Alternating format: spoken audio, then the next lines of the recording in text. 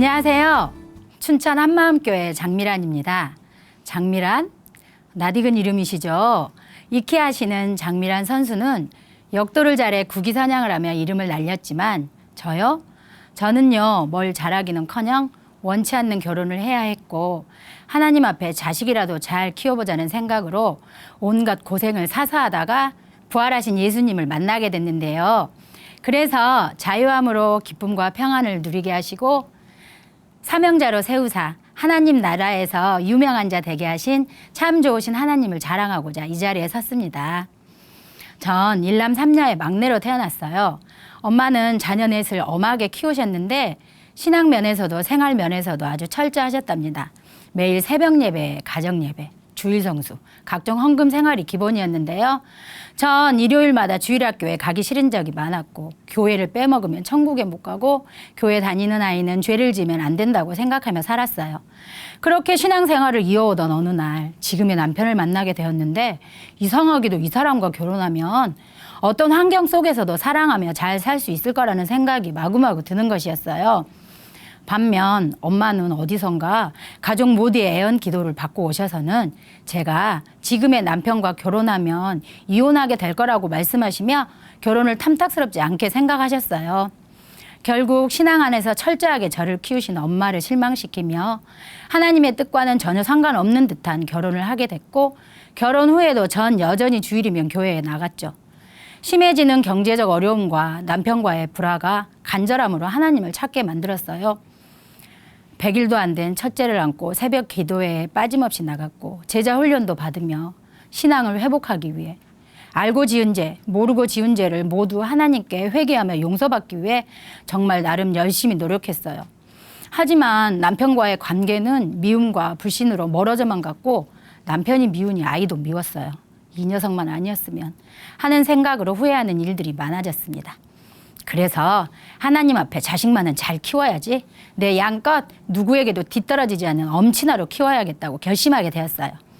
온갖 종류의 태교를 했고 태어나는 순간부터 원령에 따라 계획표를 세워 날마다 해야 할 일, 영어 공부, 수학 공부, 음악 공부, 색칠 공부, 퍼즐 맞추기 등 빛나는 학습지 교사 경력에 맞추어 철저하게 체크하며 반드시 지키도록 했어요. 26개월 무렵 아이는 한글과 영어 알파벳을 스스로 뗐고 한글 책은 물론이고 영어 간판까지 읽어낼 정도가 되었어요. 36개월까지는 매를 들지 않는다는 생각으로 맞을 짓을 해도 때리는 대신 생각 의자에 앉게 했고요. 무엇보다 신앙으로 키워야 한다는 강박관념에 공부 시작하기 전 성경 읽기, 외출하기 전 사도신경 주기도문 외우기, 때때로 성경 암송하기, 잠들기 전 축복기도 해주기 등 엄청나게 시켰습니다. 그러던 5살 무렵의 어느 날 아이가 창밖을 내다보며 엄마 참 아름다운 세상이죠 하는 겁니다. 전 그때 옳았구나 바로 이거야 하는 생각에 감동으로 쓰러질 뻔했습니다. 지성과 감성을 두루 겸비한 천재가 분명했거든요. 하지만 아이는 자라면서 영특한 짓을 하면서도 다른 아이들을 물거나 때리는 등 괴롭히는 일을 수시로 해서 여기저기서 민원이 들어오기 시작했습니다.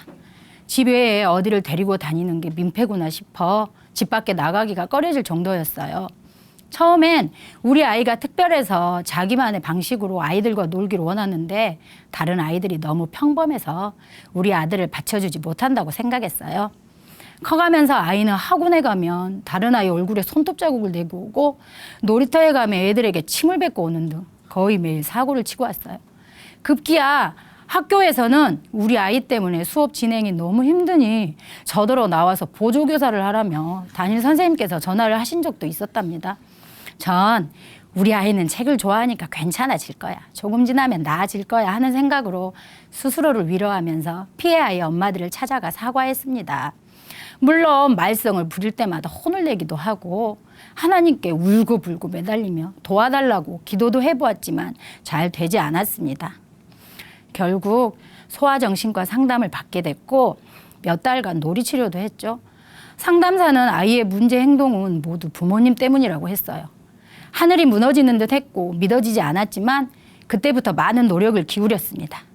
소리 지르지 말기, 하기 싫은 거 안 시키기, 상처 주지 말기, 절대로 때리지 말기 등 무조건 아이 위주로 했어요. 점점 나아지는가 했지만 여전히 아나무인이며 자기만 아는 이기적인 아이였어요. 감정 조절을 잘 못해서 기분이 좋을 때면 애교 만점의 귀염둥이다가도 뭔가 좀 마음에 들지 않다 싶으면 눈과 입이 사나워지며 특히 거북한 말들을 내뱉었고 제멋대로 행동했어요. 전 이런 아이의 모든 문제 행동도 모두 다 남편 때문이라고 굳게 믿었죠. 엄마로서의 저는 아이에게 모든 걸 걸었기에 최선을 다했으니까요. 자녀 교육 서적과 성경에 따라 가르치려고 노력하는 엄마였고요.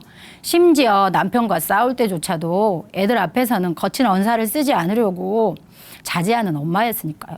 그러니 당연히 다 모든 게 남편 탓으로 여겨졌죠. 애들을 위해서라도 이혼만이 최선이라고 생각하게 되었습니다. 하나님도 허락하실 게 분명했고요. 결국 이혼 경험이 있는 언니에게 도와달라고 했고 언니는 도와주겠다고 해결 방법을 알려주겠다고 했어요. 전 당연히 뭐 이혼 절차나 아이를 빼앗기지 않는 방법 이런 것들을 알려주려나 보다 했죠. 그런데 언니는 복음을 만나 변화된 사람들의 간증 동영상을 보내주는 것이었어요. 이구동성으로 네가 예수님을 믿지 않고 있다고 말하는데 정말 짜증이 났어요. 얼마 후 저는 제 짐만 싸서 이사를 했습니다. 여전히 이혼만이 살 길이었으니까요.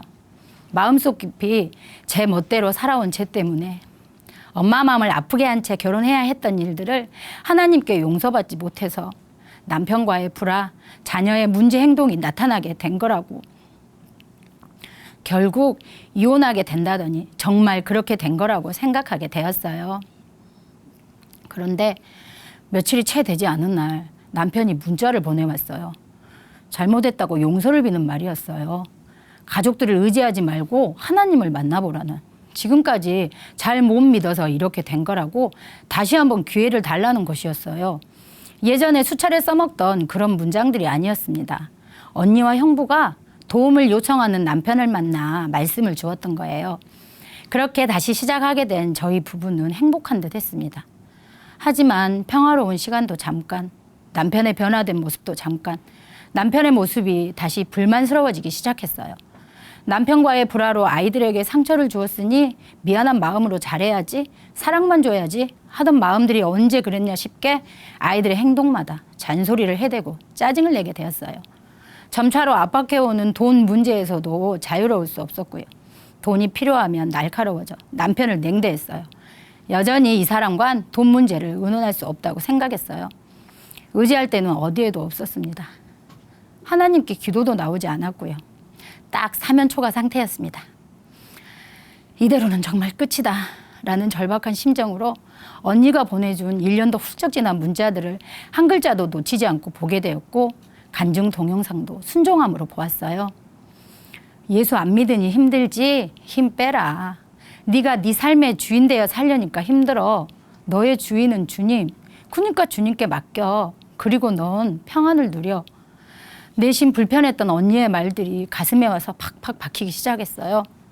또한 누구나 인정하는 믿음의 소유자라 자신하며 열심히 신앙생활을 해왔으나 부활하신 예수님을 믿지 않았기에 그저 머리로만 입으로만 주여 주여 하는 자였다며 그 죄를 회개하고 예수님을 주인으로 고백하는 간증 영상을 통해 예수님이 성경대로 죽으시고 성경대로 부활하셔서 모든 산자와 죽은 자의 주인 되신 참 하나님이심을 알게 되었습니다. 예수님은 내 주인 되신 하나님이셨습니다. 부활이 1년에 한 번 달걀 돌리며 끝내는 그런 행사가 아니라 천지개벽할 사건, 하나님을 믿어야 하고 믿을 수 있는 확실한 증거임을 알게 되면서 지금까지 나와 전혀 상관없었던 예수님의 부활하심이 실상이 되어 다가왔습니다. 순간 죄인 된 내 모습이 깨달아졌고 엉엉 소리내어 울었습니다. 구약시대 죄사함을 위한 속죄제사에서 짐승에게 죄를 넘기는 안수를 한 후 그 짐승을 자기가 직접 죽여야만 죄가 사해지고 살 수 있다는 말씀에 쿵 하고 가슴이 내려앉았습니다. 그렇다면 예수님은 내가 예수님을 죽였구나. 내가 살라고 하나님의 아들 예수님을 내가 죽였구나. 죄는 내가 지어놓고 내 죄사함의 대가로 나를 사랑하신 그분을 내가 죽인 거였습니다. 로마 병정들이 죽인 것도 아니고 유대인들도 아니고 침 뱉고 옷을 제비 뽑고 채찍질하고 가시면류관 씌우고 못 박아 죽인 것은 바로 나였습니다. 어찌할꼬 우리가 어찌할꼬 하던 사람들의 외침이 탄식이 되어 나의 가슴을 찢게 만들었습니다. 그만 울고 싶은데도 너무나 선명하게 내가 지은 무지막지한 죄가 보이니 도저히 멈출 수가 없었습니다. 사랑하셔서 자신의 형상대로 만드신 그 자녀들을 구원하기 위해 독생자 예수를 희생 제물로 삼으셔야 했으니 그 마음이 어떠하셨을까? 그렇게 아들을 보내어 부활하게 하심으로 모든 문제를 다 해결해 주시고 이제는 자유함으로 살아라 하셨건만 이 예수를 무시하고 믿지 않다니 아들을 무시한 죄, 그 무엇보다도 하나님을 진노케 할 극악무도한 죄가 아닐 수 없었습니다. 성경에서는 근원적인 죄가 내 죄 때문에 십자가에 죽으시고 부활하셔서 모든 것을 다 이루어 주신 예수님을 무시하며 믿지 않는 죄라고 말씀하시는데 부활이 가리워져 그것을 보지 못했던 거예요. 그래서 지금까지 내가 회개한 죄는 선악과를 따먹지 말라 하신 하나님의 말씀에 불순종한 죄와 십자가 사랑에 보답하지 않고 살아가는 양심 없는 육체의 모습뿐이었어요. 그저 결혼 좀 방탕했던 눈에 보이는 죄의 열매에만 붙들려 살아왔던 거예요. 창조주 하나님께서 나를 만드시고 나를 위해 죽으시고 부활하신 이유가 사나 죽으나 주의 곁에 살게 하려 하심인데 주라는 의미조차 알지 못한 채 제 마음대로 살아왔던 거였어요. 잘 살지도 못하면서 제대로 살지도 못하면서 뭐가 그렇게 내가 주인 된 삶이 좋았을까? 고집스럽게 하나님을 밀어내면서 힘들게 살아왔는지 다 책임지실 텐데 그분께 맡기기만 하면 되는데 내가 애를 쓴다고 되는 것도 아니고 하나님이 내 소유주이심이 기정사실인 것을 마치 내가 주인인 것처럼 도리어 하나님이 내 뜻대로 움직여 주시길 바랐고 내 맘대로 안 되면 부지불식 중에 하나님의 존재 자체를 의심하면서 원망하고 무시하고 삐지고 화내고 그렇게 마귀보다 더 마귀짓을 하고 살아왔던 거예요. 부활하신 예수님을 믿지 않았기에 어리석게 버둥거리며 살아왔음을 깨닫게 하셨고 다시 한번 나를 위해 살던 옛사람은 죽고 오직 주만 위해 사는 새 사람이 되었음을 고백하게 하셨습니다. 그와 동시에 나랑 행복하자 하고 나를 만드신 하나님의 그 사랑이 보였고 지잘났다고 스스로 주인 되어 산 배은망덕한 자를 향하신 그 무조건적인 놀라운 사랑이 또 다른 눈물을 쏙 빼놓게 만드셨습니다. 정말 사랑의 하나님이시구나. 인간의 100만 가지 말로도 그 사랑을 표현할 길이 없겠다. 완벽하게 사랑의 모범 답안을 보여주셨으니 어찌 하나님의 마음을 모른 척하며 살 수 있을까? 한 영혼 한 영혼이 하나님의 피값인데 어찌 가벼이 대할 수 있을까? 사랑하지 않을 수 있을까 하고 하나님의 마음을 품게 하셨습니다. 부활의 눈을 뜨고 보니 성경 말씀이 1년 1독을 위해 억지로 읽던 수면제 대용이 아니더라고요. 지금까지 백날 봐도 보이지 않던 것들이 막 보이고 아하 이거였구나 싶은 게 자꾸자꾸 읽고 싶어졌어요. 더욱더 놀랍고 신기한 건 그 모든 말씀이 내게 다 믿어진다는 사실이었습니다. 부활하신 예수님이 주인 되시니 남편이 외모는 물론이고 하는 일마다 말마다 다 예뻐 보였어요. 남의 편이었기에 남편이었던 남자가 내 편이 되었어요. 내가 하려 하지 않아도 심호흡하며 마음을 다스리지 않아도 저절로 되어졌어요. 복음은 저절로 되어지는 하나님의 능력이었습니다. 여보 하고 부르면 하는데 어쩜 그렇게 달콤하게 대답하는지 여보 여보 여보 자꾸 부르고 싶어졌어요. 전엔 돈 얘기를 하려면 움츠러들고 행여나 또 말다툼하게 될까 싶어 아예 얘기를 꺼내지도 않았었거든요. 근데 이젠 편안하고 솔직하게 얘기합니다. 남편의 주인도 예수님이심을 인정하기 때문입니다. 남편에게 복종하라는 하나님의 말씀이 기쁨으로 아멘되어지더라고요. 가정에 언성을 높이는 일이 사라지고 하나님 주신 기쁨과 평안이 충만합니다. 반항적이고 까칠한 아들에 대해서도 예수님의 주인 되심을 인정하게 되었는데요. 아이를 대할 때 겉으로 보이는 아들의 모습을 바라보는 게 아니라 그 안에 주인 되어 거하시는 예수님을 대하듯 합니다. 마치 내가 아들의 소유주인 것처럼 사사건건 남편을 타다고 무시하며 아들 편을 들었었거든요. 그건 아들을 위한 행동이 아니라 아들과 남편 사이를 이간질시키는 무서운 짓이었어요. 이젠 남편이 아들에게 언성을 높여도 죽을 쓰던 콩을 볶던 주인 대신 예수님이 책임지실 것이기에 상관하지 않고 맡기게 됐습니다. 어렸을 적 아들에게 사랑을 주지 못했다는 죄책감에 아들이 상처 입을까 삐뚤어지지 않을까 나도 모르게 염려하여 눈치 보고 우상처럼 받들고 살았음을 깨닫게 해주셨는데 바로 내가 주인 돼서 생긴 일이었습니다. 아들의 문제 행동은 내 탓도 남편 탓도 아니었어요. 그것은 부활하신 예수님을 믿지 않았기에 생긴 당연한 일이었습니다. 이제는 아이의 현상을 보며 용서받지 못한 내 죄 때문이라는 반사적인 생각에 휘둘리지 않습니다. 내가 그리스도와 함께 십자가에 못 박혔고 그분과 함께 부활함으로 새로운 피조물이 되었기 때문입니다. 예수님이 내 안에 거하신 만큼 전 깨끗한 존재가 되었거든요. 전능자가 이 땅에 오셨다 가심으로 죄에 눌려 고통받던 저는 남편을 탓하고 아들을 우상 삼던 저라는 존재는 이제 눈 씻고 봐도 이 세상 어디에도 없는 거예요. 분위기 안 좋아지려 하면 서로 얘기하죠. 네 주인 누구?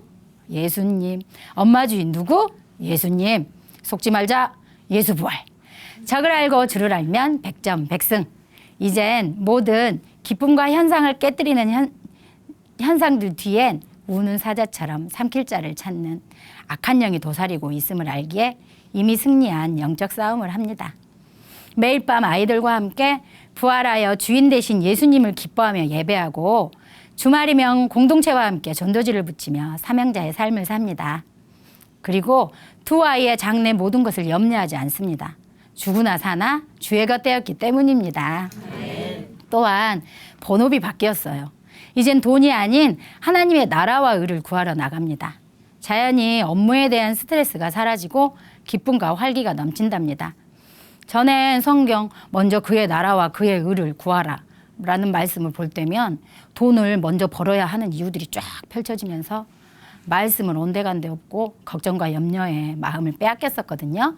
근데 이젠 돈이 필요하면 그것이 고민이 되는 게 아니라 모든 지각에 뛰어난 하나님의 평강이 마음과 생각을 지켜주시기에 평안합니다. 직장에서 나누는 대화의 끝은 모두 부활로 마무리되는데요. 틈만 나면 남편들 흉을 보며 하여간 남정네들은 이놈이나 저놈이나 다 똑같아야 그냥 참고 살자.